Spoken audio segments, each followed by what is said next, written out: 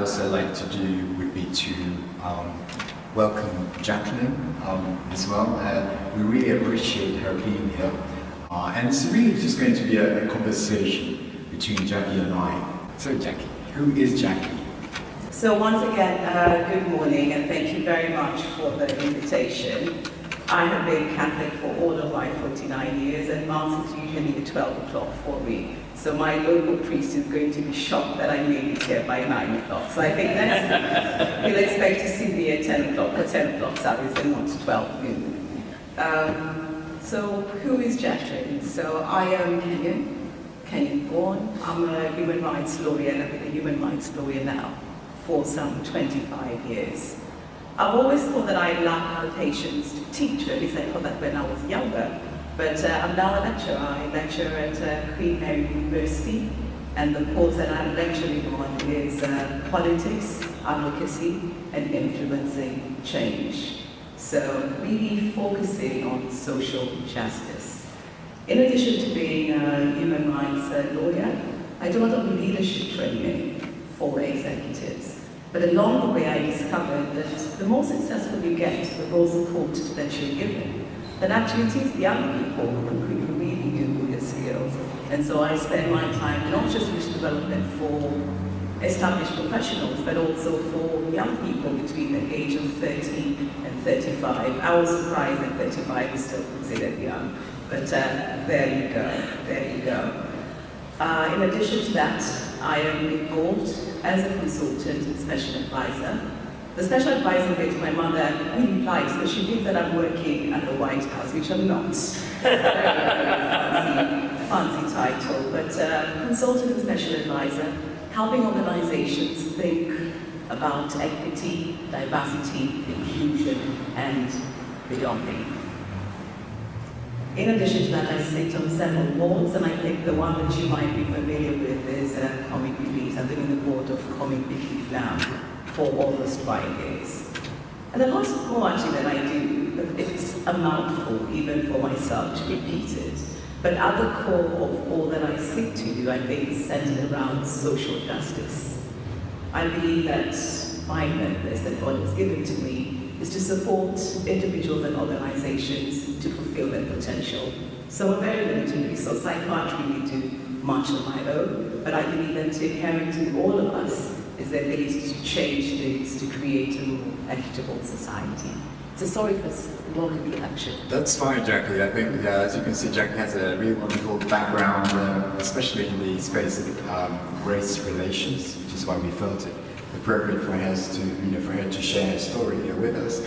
I think it's good to mention also that we would have a question and answer session that will be after the service during tea and coffee. Jacqueline will be making herself available for all the many questions that you're going to have. Okay? And of course, the aim of this as well is to make sure that we have some sort of call to action. How can we as individuals play a role that can help with race relations? Okay. So Jackie, so you've given us a quick introduction of yourself there. What would you say? What drove you into the human rights space? What was the trigger? I think it's nurture. I always say that everybody has got privilege and disadvantage, but I had the privilege of growing up in a home with both of my parents were professionals. My father was a lawyer, my mother is a recently retired nurse, and they've always worked in the community. I remember my relatives would ask my mom why she bothers to work in the slums with all these dirty, messy, dangerous people. And she just couldn't respond, so she would work the whole week at Martin, so we called it a hospital, on the weekend. She'd be working up and down the country. My father was involved in social justice in terms of teaching, lecturing the law, using his voice and his platform.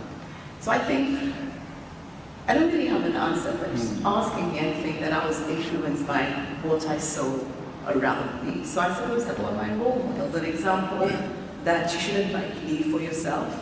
There is something outside our homes and our businesses, etc. So I think that was the trigger. And I remember when I was very young, I was about 8 years old, You know, unfortunately the world hasn't changed. Human beings are the problem, but we are also the solution. There was also conflict as I was growing up in different parts of the world. And I would pray to God that I should just grow up really quickly and I was going to solve everything. Can you imagine little me at 8 years old, poverty, hunger, war? All I had to do was to just grow up. I mean, of course, that was very naive. But I think those were the inklings. It's what I read, what I had around the home. I had interesting role models for that age. I mean, of course, all the popular musicians of the time, New Edition, Janet Jackson, but I didn't know about Mother Teresa. I knew about Malcolm X, etc. So I knew about social justice, and there was injustice in the world and in my community. And I think that was the trigger. But did I know that I was going to be a human rights lawyer? No. I knew I was going to be a lawyer, but I'd probably go into the corporate world. Right. But whilst I was doing my pupillage to become a barrister in this country, I stumbled upon a human rights case, an asylum case, and that changed the trajectory of my life, and I haven't looked back since. Awesome. That's really good, Yes. Jackie. Yeah. So it's sort of driven by your environment that you found yourself in. Yes. And that's where you got the inspiration there to explore it further. Yeah. So through your career as a human rights lawyer, would you be able to give us some examples of some of the cases that you have sort of been involved in, and how that might help our audience to get a feel of, you know, race relations, human rights space? Soil work means that I have the opportunity and the pleasure to meet people from all walks of life, from around the world. And I hope that that improves my legal perspective, because usually you just focus on what's going on with you. So that's a real pleasure and privilege to meet people who are exceptional, really, really exceptional. If you watch the news, if you read newspapers, if you hear conversation, you might be inclined to think that immigrants are here to cause trouble, take our jobs, etc. But these are extraordinary people who flee for their lives for various reasons. It took me about an hour to come here this morning, and that was quite a journey. But can you imagine having to flee with your young children and come and seek sanctuary in the United Kingdom? So the kind of cases that I deal with are sometimes people who are fleeing persecution on the basis of their religious faith. So can you imagine here at St. John the Baptist, if for some reason being Catholic was banned, and it meant that your life would be at risk? These are the kind of people that I encounter. I also encounter the kind of work whereby, and that kind of work, my role is to persuade the Home Office, and if we don't go to the Home Office, then we go to the Immigration Court, to allow those people to stay here and to have safe sanctuary. But we also have our own human rights violations here in our own borders. And I can think about being involved in lobbying work around domestic abuse. So for many, many years, domestic abuse was just deemed as physical abuse. But through our work to lobby here in the community, the law was changed, and now domestic abuse can mean coercion, financial control, psychological harm, etc. And that's some of the work that I've been involved in. And that is working in communities to get people to come and give qualitative evidence, their encounter with domestic abuse. And as I said, human beings have got a great capacity for doing, but we also do some really terrible things. It's to support those kind of people to get into safety, especially when they're immigrants and they don't have an immigration status. They have no right to security and have no recourse to public funding. That means that they're very unlikely to live an inclusive relationship, because that is where they're getting food and shelter and support for their families. So that's the kind of work that I do that begins with dealing with the individuals in my office, and then doing more work with government to persuade them to rethink their policies. The United Kingdom was really instrumental in terms of the Human Rights Act. Really, really instrumental. That's something we should all be proud of. If we're living in this shows, and it is important that we uphold this work. No, that's thank you for sharing that, Jacqueline, because I think, like many of us, we don't often get to hear these stories, especially about death, in the media. The media doesn't quite portray these stories in a way that would help us to gain a better understanding of really the plight that immigrants go through in this country. I think I might interrupt you because I think maybe I'm making it so it's mainly just immigrants. But those who are also, I suppose, Black British, have been born and brought here, brought up here, second, third generation, this is their home. I still have a strong connection, I'm both Kenyan and British. There's some people who are just British, this is their only one that they know. And unfortunately, because of the color of their skin, they receive really appalling treatment at work. And that's all the work that I do as well. And discrimination comes in many forms, not just in terms, I've spoken about religion, it comes in terms of race, in terms of sexual orientation. Even women who are pregnant face discrimination. Those are the way to real life. No. So that's part of the Absolutely, yes. There's broader things here, yes. just immigrants. And I certainly resonate with that, being of Ghanaian heritage myself, born in this country. So yeah, there's not where you're coming from there. And I guess, the thing about this conversation that we're having, I find myself having this sort of a panel conversation for the first time in the church. So I'm speaking at conferences internationally. So it's really a very, very different experience having this conversation within the church, because now we're sort of thinking about how can we bring our faith into all of this. How can we leverage our faith so we can conduct ourselves in a way that can really help improve on race relations. So that's really why we're having this conversation here at church. So let's talk about your experiences, Jacqueline, your living experiences, from your perspective. How has that looked like from a race perspective? Yes, so like it's a deeper question there, isn't it? Yes. Yeah. So I'll begin by saying this is my first time to speak about race in the church. You should be very proud of yourself. This is very, very progressive. So it's the first thing. I was very nervous coming here. And you might be complaining later on, you're expecting a summon, and then it's Cyril, and I hope you won't complain. But if you do, change is difficult. So this is very normal. So congratulations and clap to everybody that made this. And it is encouraging because change should begin in our homes, in our churches, and where we are. So I came to Kenya one day after my 20th birthday, and my view of the United Kingdom is what I had seen on television and what I read in books. I thought everywhere looked like it's going to look like Buckingham Palace. We definitely wouldn't. So that already changed my perspective immediately. I had actually never thought of myself as being black. Because when I grew up in Kenya, and I grew up in Nairobi, Nairobi is very diverse. Most people are black. But we also have all the UN bodies working in Kenya. So a lot of people, we were colonized by the British, and a lot of them have settled. The weather is very good in Kenya, you must visit. So many of them have stayed because they've got property and business. There's a large white population. There's a very large Asian Indian population who came to build the railway.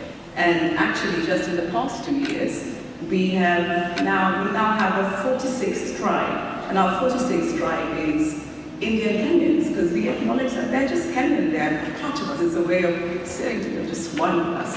So I came here thinking about race and race issues, something that maybe happens in America. And I didn't actually have unpleasant experiences. But yes, I think being black does make you stand out. I mean, I am this color, I love this color. When people say I don't see color, it is confusing because I am this particular color.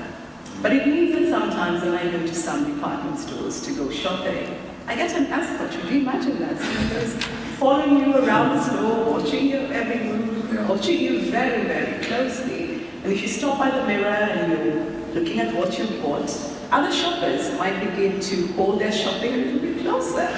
It's deeply unpleasant. Yeah. Deeply unpleasant. It's not happening to other people. And that makes it a very unpleasant experience to be singled out and for this to be led by some sort of bias and stereotypes. That's deeply, deeply unpleasant. Or sometimes you go to a workplace and an issue comes up and it's touching on racism. And then people say, oh, well, Jackie, you're okay, you're one of us, not like the rest of them. You're like, come on, the rest of them. The rest of them are just like me. So you'll single me out, make me feel special, and the rest of them. It's like saying, oh, Father, you're okay, but not the rest of the congregation. And that's, you now see how it feels. It's very, very isolating. And small and big things, I'm going to talk about the microaggressions. We all have different food, and we eat different food. And seeing some of my colleagues at various offices warming their food in the oven, and people responding, remarking, and saying, what is that stench? And this is your food. You know, it's difficult, and then you have to go to work, continue going to work, etc. I remember during COVID, during lockdown, and they just allowed us to begin meeting family and friends outdoors, and you could meet only one other designated family member. So I met my sister and my nephew, and we had a picnic, and my cousin was going to a play area. I don't know how to explain, it's like a bouncing castle, but in the ground. I'll show you pictures later. So we were waiting our turn. And it was all fine, having a chat, watching other children enjoying themselves, and we got to the front of the queue. As we got to the front of the queue, those who were bouncing and playing around came and took their bags and their sunglasses, looked at us and then took their bags and sunglasses and went away. It was deeply upsetting. I mean, it was one thing to happen to me. I'm big enough, bad enough, and old enough, but that I should have to take it. But my nephew at the time was only 7 years old. He had no idea what was going on. And those poor children also had no idea what they're doing. And when I talk about nurturing and the nature, some of us put this idea in their head. They didn't just grow up like this. It's something maybe their parents have said or something in school. And I really felt frustrated, but also hopeless, because I didn't feel I could say something to them. Because they're really young, and I looked at their parents in desperation, and the parents felt very uncomfortable. But this is the lived experience. Going off to Parliament to do the work around social justice, going with members of Parliament, and seeing them being stopped and being asked, are you the cleaner? Is it because I'm black? Why have you not stopped and asked anybody else? I do work with a lot of young people. So first of all, I begin by saying, when the police have stopped me in the past, they're being very pleasant. So I think it's good to have disclosure. Good evening, Mom, how's it going? Blah, blah, blah, blah, banter. And they say, get home safely. That's not always the case, especially for young black men, for black men who drive particular types of vehicles. You know, to be stopped and questioned and searched for no apparent reason, but for the reason that you're black and you could be up to something. Again, this is to do with stereotypes, etc. I had the pleasure to be in the maternity ward when my sister was giving birth. And of course, birth is beautiful, but also very painful, etc. And we waited for 3 hours before a doctor came, and we being promised a doctor to come every 5 minutes or so, but no one showed up. And she gave birth, and they left her there. We had to clean her up ourselves. I only then found out that if you're black, you have a 4 times higher chance of dying during childbirth. Those are the statistics. And in that kind of hospital situation, I didn't think about it then, but you're not going to complain because they're the caregivers. If you complain, you're kind of jeopardizing yourself. But this is the lived experience. So it can be quite difficult that you're walking and living with this every day. Going to church, going to work, carrying on with everything, but then there is this cloud and this difficulty in terms of how you're treated and how you're perceived. Yeah, well, thank you very much, Jackie. I think it takes a great deal of courage to open up on such stories, isn't it? And as we listen to Jackie's stories, we're asking ourselves, so what role can we play as individuals? This is really the key question here. I think it's a good way to kind of bring this to a close. What would that whole action look like from each of us, from this point? Maybe I'll get your thoughts on that, Jackie. what do you think from a faith perspective? What are the kind of actions that we take to help improve race relations? So first of all, I'll give you my experience with faith and being Catholic. So I grew up Catholic. I went to Mass every Sunday. I helped with saying the readings from the age of 9. I'm a Eucharistic priest at my church. And my faith has been really important in happy times and difficult times. But I really realized the importance of faith and comfort when my father died, because that is where we felt the embrace of the congregation, of the church, etc. And my father, bless him, he wouldn't always come to Mass, but he would always check that she went to Mass. So church is a place of refuge, and should be a place of refuge and safety and security. When I look at Auntie Grace's work, I would say that perhaps some of the stories that I've shared with you today, you've not had before, or if you've heard about them, they haven't happened to you, people within your social circle. So you're apathetic, this is happening somewhere else. That could be your first reaction. And then you might realize, as Cyril has said, that being Black and Ghanaian, that he has experienced some of this. So maybe it's getting a little bit closer to home. Then you might question yourself and say, oh well, I'm not racist. So I actually don't understand why Father has dedicated half an hour to tell us all about this, because we're not racist. We don't have those kind of thoughts. We're not going to do these dreadful things to people. And that is fine. But during the first reading, I had 2 words mentioned that struck a chord: reconciliation and being ambassadors. So I think it's a journey from being apathetic to saying I am non-racist. But then being non-racist means that you do nothing. You're waiting for somebody else, like some sort of superhero to come from somewhere and solve these problems that we have within society, and that's not going to happen. I can guarantee you God descended to the end of the first word to fate, but He has put all of you here in close proximity for us to support ourselves in our journey with faith and dealing with difficult issues, etc. So my call would be an encouragement to be anti-racist. That means that you're doing something, not just sitting back and saying, does it affect me? But actually, what can I do? And that can be a really big question. So first of all, I'm going to give you the warning. This is very uncomfortable. It will be uncomfortable for you as well. But nothing good comes easy. And perhaps I can look at the examples of where we might be able to intervene. I think the first thing would be about having greater awareness. And I would hope that this conversation might be an encouragement for perhaps for you to go and Google or to read about what racism means and the structures that have built this. And unfortunately, our beloved church is part of that structure. So acknowledging that particular history. So I would say raising awareness. If I would share a book, and I'm sure maybe we can share resources later, there's a book by somebody called Dr. Sholem Moshe, and it says, "This is why I resist." It's a very good book that's very simple to follow, that lets you know more about the lived experience, but also about what you can do. So what you can do, I think, is to have awareness. If you've got grandchildren or children, what are they reading?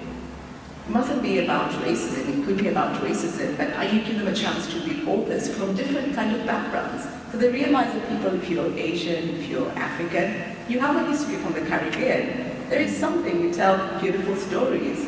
What kind of toys? So that, I don't know a situation like I had in the playground. Because where are they going to learn? Either they learn from the world, which can be quite racist, or they can learn from you in their homes. The television shows, the cartoons that they watch, etc. It is more to be exposing ourselves and others to, on a very, very simple basis. If you see me having a personal escort, if you feel safe, come and say hello. And perhaps ask the person who is escorting me around, is everything okay? That would make me feel reassured. If you see something that's happened in the press that is about racism, like when George Floyd was murdered, You might want to send a message on a telephone call to someone that you know is black and say, how are you? I just read this. How are you coping? Just, again, reassurance. As I said, the church is a place of reassurance and compassion. With the difficulties that have been going on in the world, in Israel and in Palestine, I took a week of silence because emotions were running high. It's a very delicate situation. But after a week, I did call my Jewish friends and my Palestinian contacts and colleagues, or send my WhatsApp and said, hello. I hope your family and friends are safe. I am thinking about you in these difficult times. And if you would like to chat about anything, including rant about what's going on, I am available. And just know that I stand with you. I stand for peace.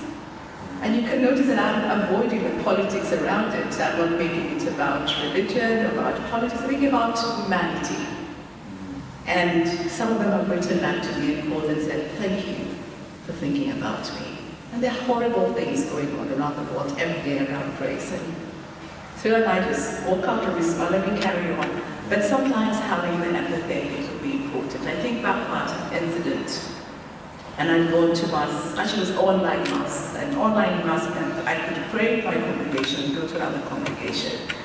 And it was after the Black Lives Matter and pulling down statues, and we may be pro or against that, but there was a conversation in the press about pulling down Churchill's statue.